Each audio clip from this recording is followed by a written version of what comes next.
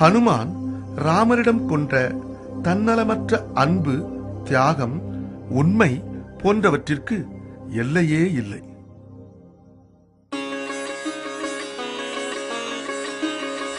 ஹனுமான் ராமர் தந்த மோதிரத்தை எடுத்துக்கொண்டு கடலை கடந்து இலங்கைக்குள் நுழைந்தார்.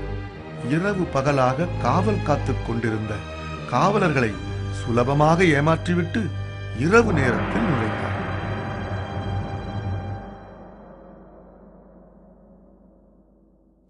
இறைவா, தாய் சீதையை காணவில்லையே, எப்படி கண்டுபிடிப்பேன்?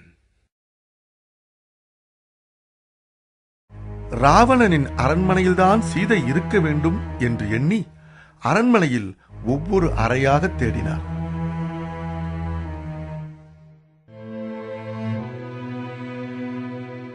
இங்கு பல பெண்கள் உள்ளனர். இதில் எப்படி நான் தாய் சீதையை கண்டுபிடிப்பேன்? அவர்களை கண்டுபிடிக்காமல் எப்படி நான் என் தலைவனின் முகத்தில் விழிப்பேன்? அவர் முகத்தில் ஏமாற்றத்தை பார்ப்பதை விட நான் இறப்பதே மேல்.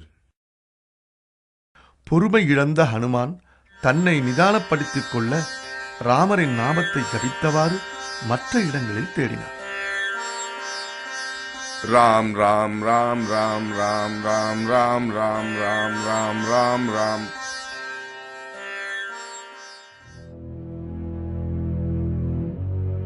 இப்பொழுது நான் என்ன செய்வேன்?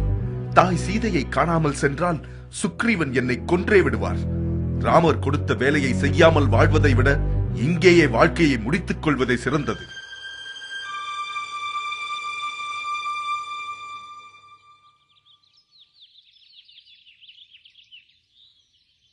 ஹனுமான் அப்படியே நடந்து தோட்டத்தில் நுழைந்தார். அப்பொழுது, ஆஹா, தோட்டத்தில் தேடவில்லையே, இங்கேயும் தேடிவிடலாம்.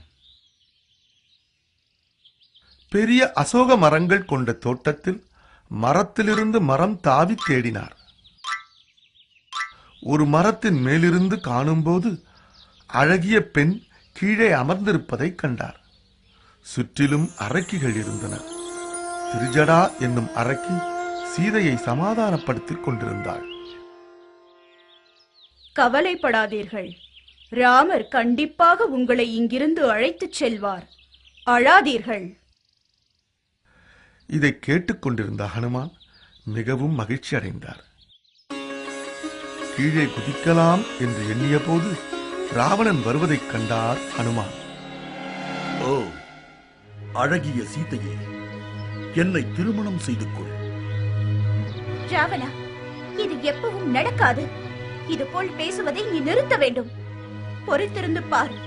என்று என் கணவர் என்னை காப்பாற்ற வருகிறாரோ அன்றே உனக்கு கடைசி நாள். அரக்கிகளே, நீங்கள் சொல்வதை கேட்கவில்லை என்றால் இவளை கொன்று விடுங்கள். ராவணன் அங்கிருந்து சென்றவுடன் அரக்கிகள் சீதாவிற்கு அறிவுரை கூற ஆரம்பித்தன.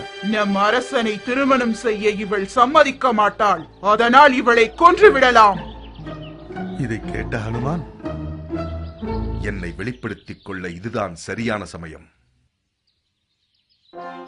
மரத்திலிருந்து ஹனுமான் அரக்கிகள் நடுவில் குதித்தார். ஹனுமானை பார்த்தவுடன் அரக்கிகள் பயத்தில் பல திசைகளிலும் ஓடினர்.